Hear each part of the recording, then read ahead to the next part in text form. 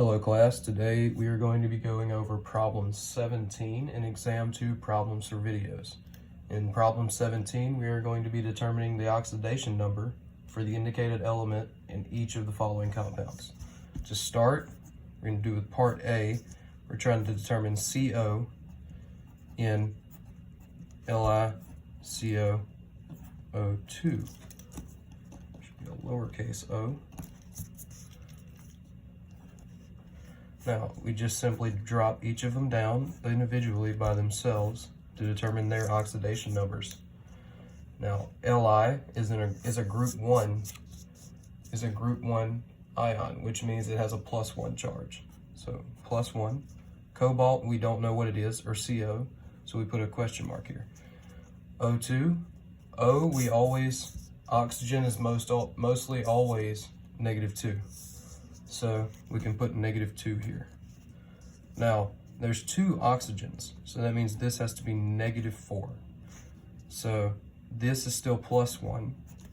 So in order for it to be neutral, since there's no charge on this, in order for it to be neutral, this has to be +3.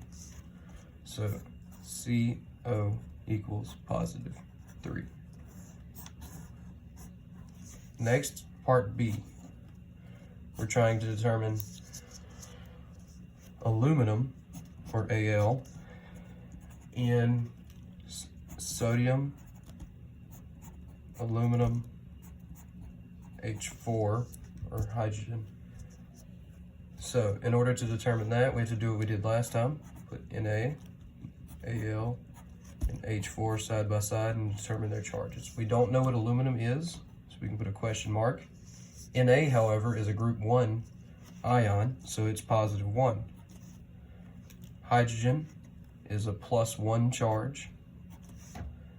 So there's only one Na, so that's still just +1. There's 4 hydrogens, so that's +4.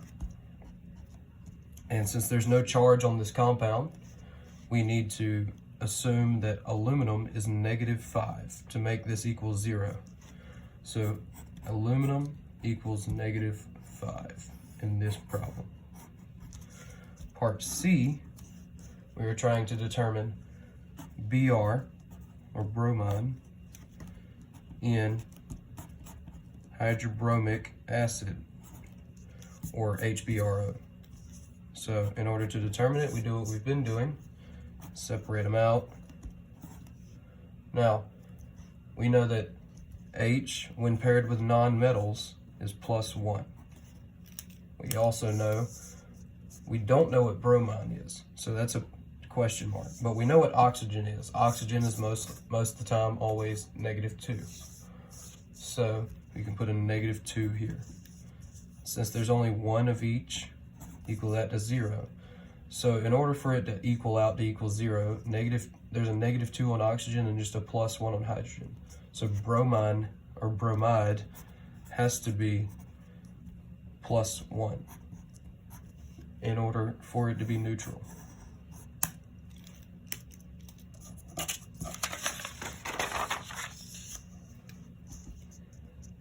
Part D, we're trying to determine O in K2O2. So we're given K and then O. K, since it's a group 1 ion, it's a +1. We don't know what O is, so it's a question mark for now. Now there's 2 Ks, making that a +2.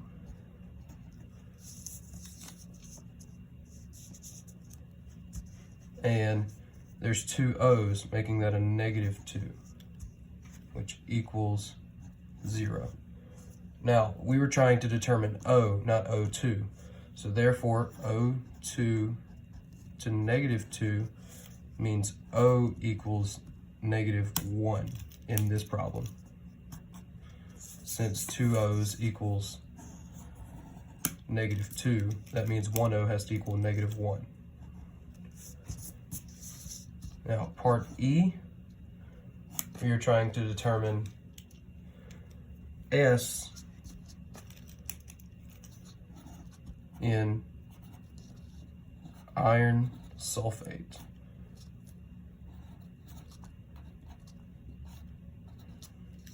So we take FeSO4 2, we drop them down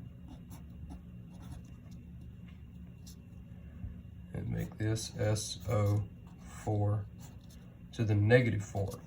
We put it to the -4 because there's 2 sulfates because of this. And sulfate originally is SO4 -2. But since there's 2, it's SO4 -4, making this compound a -4 charge. So for it to equal 0, it has to, iron has to be +4. But we're not looking for iron.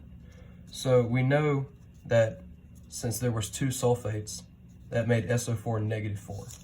So that means in one sulfate, which is SO4 -2, there's a -2 charge in just one.